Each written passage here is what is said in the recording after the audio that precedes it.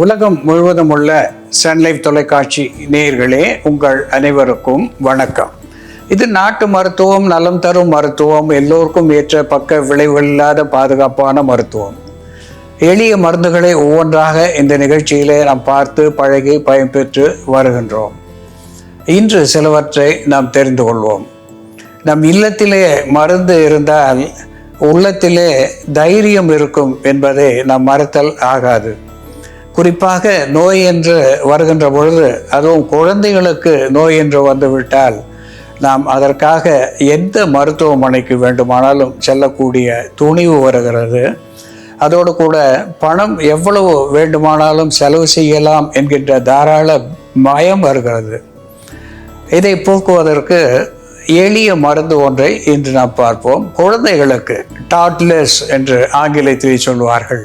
பல் முளைக்கின்ற பருவம், தத்தி தத்தி நடக்கின்ற பருவம், நாம் விரும்பி அந்த குழந்தைகளை நேசித்து சந்தோஷப்படுகின்ற ஒரு பருவம் இது. இந்த பருவத்திலே குழந்தைகளுக்கு பேதி என்பது சில காலங்களிலே உண்டாகக்கூடிய ஒன்று. அப்படி பேதி வருகின்ற பொழுது அவர்கள் சோர்ந்து போவார்கள்.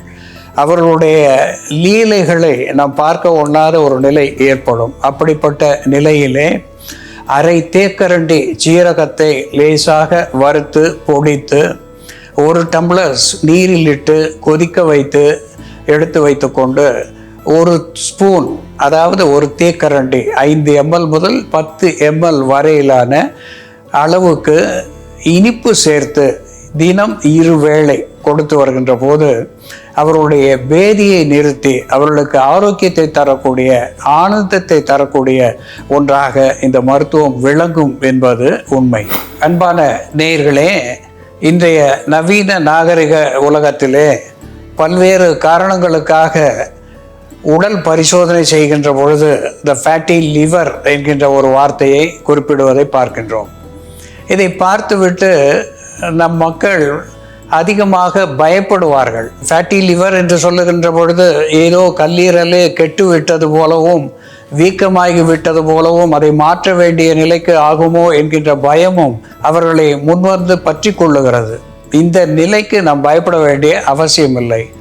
நம் தமிழ் உணவு முறைகளை ஒழுங்காக கைப்பற்றுபவர்களுக்கு இந்த கல்லீரல், மண்ணீரல் பிரச்சனைகள் நிச்சயமாக வருவது இல்லை. அப்படி வந்து விடுமோ என்கின்ற அச்சம் ஏற்படுகின்ற நிலையிலே குர்குமா லாங்கா என்று தாவர பெயராலே சுட்டப்பெறுவது, டர்மரிக் என்ற ஆங்கிலத்திலே சொல்லப்பெறுவது நாம் சமையலுக்கு பயன்படுத்துகின்ற மஞ்சள். இந்த மஞ்சள் தூளை 1 தேக்கரண்டி வரையிலே, குறிப்பாக அரை முதல் 1 தேக்கரண்டி வரையிலே எடுத்து அதனோடு 5 மிளகு சேர்த்து துண்டித்து மஞ்சளோடு சேர்த்து அன்றாடம் மாலையிலே அந்த பாலை பருகி வருவது, காலையிலே அரை தேக்கரண்டி மஞ்சளை நீரில் இட்டு சிறிது வெல்லமோ பனக்கற்கண்டோ சேர்த்து காலையிலே ஒரு முறை பருகி வருவது. இப்படிப்பட்ட நிலையிலே சில வாரங்களிலே இந்த ஃபேட்டி லிவர் என்கின்ற நிலையிலே இருந்து இவர்களுக்கு விடுதலை கிடைக்கும் என்பதை இங்கே சுட்டிக்காட்ட விரும்புகின்றேன். இப்படி ஃபேட்டி லிவர் என்ற குறிப்பு வந்தவர்கள் அதிகமாக எண்ணெய் பலகாரங்களை தவிர்ப்பது நல்லது என்பதை இங்கே சுட்டிக்காட்ட விரும்புகின்றேன்.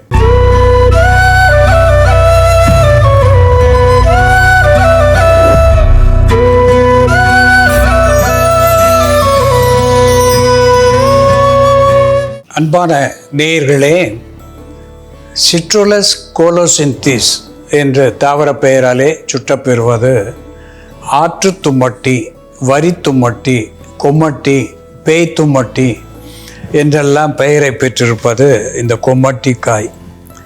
இது சுக்காங்காயை போலவே கொடியாக படர்ந்து பெரிய காய்களை உடையதாக திகழ்கிறது. சுக்காங்காய் சிறிதாக இருக்கின்ற நிலையிலே இது பெரிதாக இருப்பது மட்டுமல்லாமல் ஒரு வரி வரியாக இது அடையாளத்தை பெற்றிருப்பதனாலே இதை வரி தும்மட்டி காய் என்று கூட சொல்லுவது வழக்கம். சுக்காங்காயை போலவே இது மருத்துவ குணங்களை பெற்றிருக்கிறது. குறிப்பாக வாதத்தை போக்கக்கூடியதாக விளங்குகிறது. சோம்பலை நீக்கி உடலுக்கு சுறுசுறுப்பு தரக்கூடியதாக திகழ்கிறது. ஒரு டயூரிட்டிக் என்கின்ற வகையிலே இதை நாம் உள்ளுக்கு பயன்படுத்துகின்ற பொழுது சிறுநீர் பெருக்கியாக திகழ்கிறது. ஒரு ஆன்டி ஹெல்மின்திக் என்கின்ற வகையிலே வயிற்று பூச்சிகளை வேறிருக்கக்கூடியதாக விளங்குகிறது. ஒரு கார்பனேட்டிவ் என்கின்ற வகையிலே அகட்டு வாயு அகற்றியாக விளங்கி வயிற்று வாயுவை வெளித்தள்ளி பசியை தூண்டக்கூடியதாக திகழ்கிறது. இதனோடு மீலியா அசாடிரெச்சா என்று தாவர பெயராலே சுட்டப்பெறுவது மலை வேம்பு. இந்த மலை வேம்பு ஒரு anti viral, anti fungal, anti microbial, anti inflammatory, analgesic, anti helminthic என்கின்ற வகையிலே இந்த மலைவேம்பு சுக்கங்காயோடு சேருகின்ற நிலையிலே பல்வேறு மருத்துவ குணங்களை தருகிறது. அதை எப்படி பயன்படுத்துவது, என்னென்ன நோய்களை போக்குவதாக திகழ்கிறது என்ற செயல்முறையிலே பார்ப்போம், வாருங்கள். நேயர்களே, நாம் இன்னைக்கு ஆற்று தும்மட்டின்னு சொல்லக்கூடிய வரிக்குமட்டி காயை பயன்படுத்தி தலையில் ஏற்படக்கூடிய பேன்கள், குடலில் உண்டாகக்கூடிய புழுக்கள் மற்றும் தலையில் உண்டாகும் புழுவெட்டு இவற்றை சரி செய்யக்கூடிய ஒரு தைலம், உள் மருந்தாகவும் வெளிப்பூச்சி மருந்தாகவும் பயன்படுத்தக்கூடிய ஒரு தைலம் எப்படி தயார் பண்றதுன்னு பார்க்கலாம். இதற்கு தேவையான பொருட்கள்: ஆற்று தும்மட்டிக்காய் சாறு, எலுமிச்சம்பழச்சாறு, மலைவேம்பு இலைச்சாறு, சின்ன வெங்காயச்சாறு, விளக்கெண்ணெய். விளக்கெண்ணெய் நாம் 50 ml அளவுக்கு எடுத்தோம்னா மற்ற சாறுகள் எல்லாமே ஒவ்வொன்றும் 50 ml அளவுக்கு எடுக்கணும். மொத்தமாக நமக்கு 200 ml அளவுக்கு வரும். அதை நம்ம 100 ml வற்ற வைக்கணும். இந்த ஆற்றுக்குமட்டிக்காயை நம்ம சாறு எடுக்கும் பொழுது எப்பவுமே தணலில் வெதுப்பிடணும். வெதுப்பிட்டு இது மேலே இருக்கிற தோல் பகுதி, உள்ளே இருக்கக்கூடிய விதைகள், இது எல்லாமே நம்ம நீக்கிட்டு அந்த சதை பகுதியை மட்டும் எடுத்து சாறு எடுக்கணும். இந்த ஆற்றுத்தும்மட்டிக்காயை நம்ம வைக்கோல்ல இட்டு தணலில் நல்லா வெதுப்பிட்டு அதுக்கப்புறம் தோல் உரிச்சிட்டு அந்த சதை பகுதி மட்டும் எடுத்து நம்ம சாறு எடுத்து வச்சுருக்கோம். இந்த மாதிரி சாறு எடுத்துக்கணும். இந்த சாறு கொஞ்சம் எடுத்துக்கலாம். அதோட நம்ம சம அளவு எலுமிச்சம்பழச்சாறு சேர்த்துக்கலாம். சின்ன வெங்காயச்சாரும் கொஞ்சமாக சேர்த்துக்கலாம். பொதுவாகவே நமக்கு தலையில் முடி கொட்டுறது அதிகமாக இருந்தாலோ அல்லது புழுவெட்டு திட்டு திட்டா முடி கொட்டு இருந்தாலோ இந்த ஆற்றுத்தும்மட்டிக்காயை கட் பண்ணிட்டு அதோட உள்பகுதி தலையில் படுற மாதிரி நல்லா தேய்ச்சிட்டு வந்தாலே முடி வளரும் அப்படின்னு சொல்லுவாங்க. அதே மாதிரி சின்ன வெங்காயமும் நம்ம அதே மாதிரி தான் யூஸ் பண்ணுவோம் புழுவெட்டுக்காக. இதெல்லாம் சேர்த்து நம்ம இப்போ தைலமாக தயார் பண்ணுறோம். மலைவேம்பு இலைச்சாறு அதுவும் சம அளவு. மலைவேம்பு இலைச்சாறை நம்ம டேண்ட்ரஃப்கான மருந்தாகவும் பயன்படுத்தலாம். நம்ம தலை குளிச்சுட்டு கடைசியாக தலையை அலசும் பொழுது மலைவேம்பு இலைச்சாறு கஷாயம் பண்ணிட்டு அந்த கஷாயம் கொண்டு நம்ம முடியை அலசிட்டு வரும் பொழுது டேண்ட்ரஃபை கண்ட்ரோல் பண்ணக்கூடிய மருந்தாக இருக்கும். இது 2 அல்லது 3 வாரங்கள், வாரம் ஒரு முறை நம்ம தொடர்ந்து பண்ணாலே போதும். தலையில் இருக்கக்கூடிய பொடுகு எல்லாமே கம்மியாயிடும். இதோட நம்ம விளக்கெண்ணெய் சேர்த்துக்கலாம். விளக்கெண்ணையும் முடி வளர்ச்சியை தூண்டக்கூடிய மருந்தா இருக்கிறதுனாலையும் நல்ல ஆன்டி ஃபங்கல் ஏஜென்ட்டா இருக்கிறதுனாலையும் நம்ம விளக்கெண்ணெய் சேர்க்கிறோம்.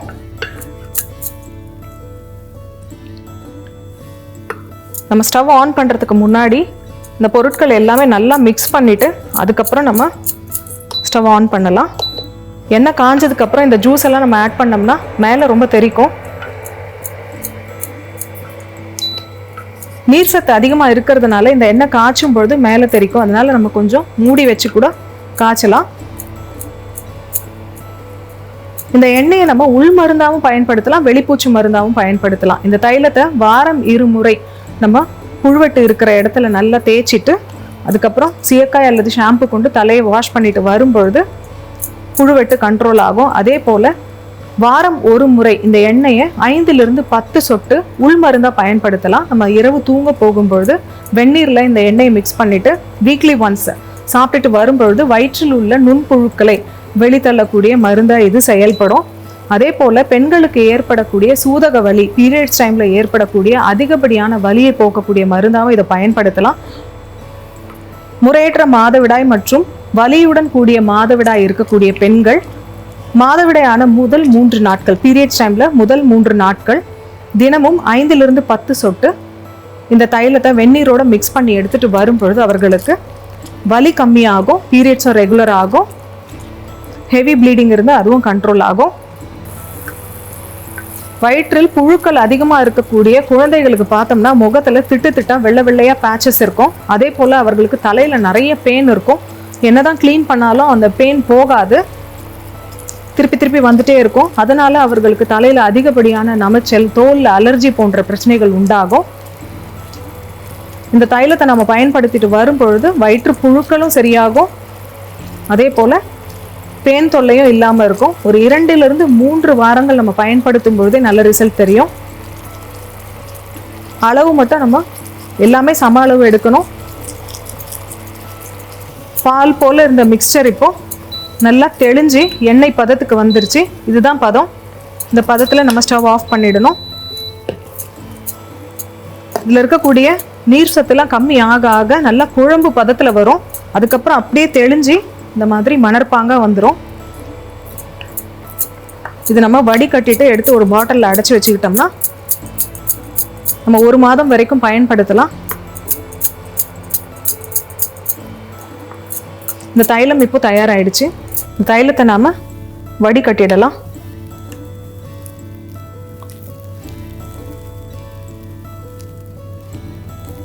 ஆற்று தும்பட்டிக்காய் சாறு, எலுமிச்சை சாறு, சின்ன வெங்காய சாறு, மலைவேம்பு இலைச்சாறு மற்றும் விளக்கெண்ணெய் சேர்ந்த இந்த தைலத்தை நம்ம 5 சொட்டு வாரம் 1 முறை வெந்நீரோடு கலந்து சாப்பிட்டுட்டு வரும்பொழுது வயிற்றில் உள்ள புழுக்களை வெளித்தள்ளக்கூடிய மருந்தாக செயல்படும். அதே போல் புழுவெட்டுக்கு நம்ம மேல் பூச்சா பயன்படுத்திட்டு வரும்பொழுது புழுவெட்டு இருக்கிற இடத்துல மறுபடியும் அந்த முடி முளைக்கும். அன்பான நேயர்களே, கிடை எங்கே, சோம்பல் எங்கே, கேடு செய் வாத கடை எங்கே, கலிங்கம் கொடு அத்துணையும் தீரும் என்று அகத்தியர் குணப்பாடு நூலிலே சொல்லியிருக்கிறார்கள். கிடை என்று சொல்லுகின்ற பொழுது நகர முடியாமல், அசைய முடியாமல் கிடந்து இருப்பவர்கள், படுக்கையிலேயே கிடந்து இருப்பவர்களுக்கு இந்த வரி தும்மட்டிக்காய் ஒரு அற்புதமான ஒரு நாட்டத்தை கொடுத்து ஆரோக்கியத்தை தந்து அவர்களை நகரச் செய்யும். கிடை எங்கே, சோம்பல் எங்கே. சோம்பல் என்று சொல்லுகின்ற பொழுது சுறுசுறுப்பு இல்லாத ஒரு நிலையை மாற்றக்கூடிய ஒன்றாக, உடலுக்கு பலம் தரக்கூடியதாக, மனதுக்கு இதம் தரக்கூடியதாக, மூளைக்கு நலம் தரக்கூடியதாக இது திகழ்கிறது. கேடுசை வாத கடை எங்கே என்று சொல்லுவார்கள். அதாவது வாதம் கடை விரித்தார் போல் நம்மை பற்றி கொண்டு கேடு செய்வது வாதம். முடக்குவாதம், நடுக்குவாதம், வாத குடைச்சல், த ருமட்டாய்டு ஆர்த்ரிட்டிஸ் என்றெல்லாம் சொல்லுகின்ற வாதத்தினால் வருகின்ற நகர்வின்மை, அசைவின்மை அல்லது வலி மிகுதி, இவற்றிற்கு வரி தும்மட்டிக்காயை கொடுத்தால் சரியாகும் என்று அகத்தியர் குணப்பாடு நூலிலே சொல்லியிருக்கிறார்கள். இங்கே வரி தும்மட்டிக்காயோடு மலை வேம்பு, வெங்காயம், எலுமிச்சை சேர்த்து ஒரு தைலத்தை நாம் செய்து வைத்திருக்கின்றோம். இதை உள்ளுக்கு சில துளிகள் சாப்பிடுவதனாலேயும் மேலுக்கு தடவுவதனாலேயும் சளி இருமலை போக்கக்கூடியதாக திகழ்கிறது. டயூரிட்டிக் என்கின்ற வகையிலே சிறுநீர் பெருக்கியாக விளங்குகிறது. ஆன்டி ஹெல்மின்திக் என்கின்ற வகையிலே வயிற்று பூச்சிகளை வெளித்தள்ளுகிறது. உடலிலே ஏற்படுகின்ற வலியை தணிக்கின்ற ஒன்றாக திகழ்கிறது. சுறுசுறுப்பை தரக்கூடியதாக திகழ்கிறது. அந்த வகையிலே இந்த வரி தும்மட்டிக்காயோடு மலைவேம்பு, வெங்காயம், அதனோடு எலுமிச்சை சேருகின்ற பொழுது எப்படி மருந்தாகிறது என்று நாம் தெரிந்து கொண்டோம். இதுபோல வேறு ஒரு மருத்துவ குறிப்போடு நாம் மீண்டும் சந்திப்போம். நன்றி, வணக்கம்.